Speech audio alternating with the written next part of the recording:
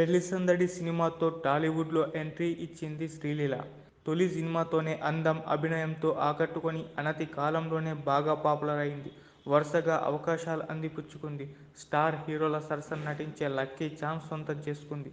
రవితేజతో నటించిన ధమాకా, బాలకృష్ణ గారి భగవంత్ కేసరి సినిమాలతో సక్సెస్ సాధించింది.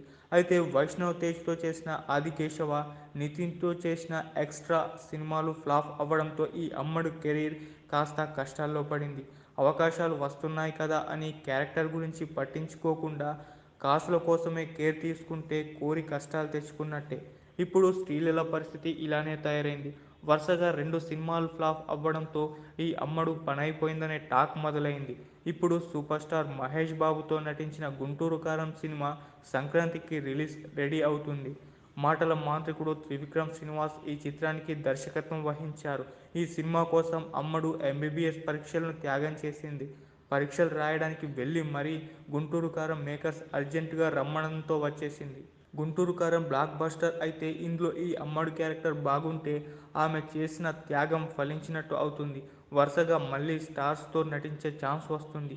అలా కాకుండా సినిమా బాగున్నా ఆమె క్యారెక్టర్ బాగోలేదనే టాక్ వస్తే మాత్రం పాప కెరీర్ కష్టాల్లో పడినట్టే అవుతుంది. ఈ సినిమా కాకుండా పవన్ కళ్యాణ్ ఉస్తాద్ భగత్ సింగ్ మూవీ చేస్తుంది. ఈ సినిమా షూటింగ్కి బ్రేక్ పడింది.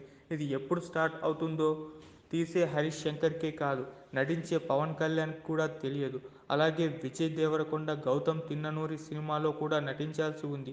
ఈ సినిమా కూడా ఎప్పుడు స్టార్ట్ అవుతుందో క్లారిటీ లేదు. మరి ఈ అమ్మడుకు 2024 ఎలా ఉండబోతుందో చూడాలి.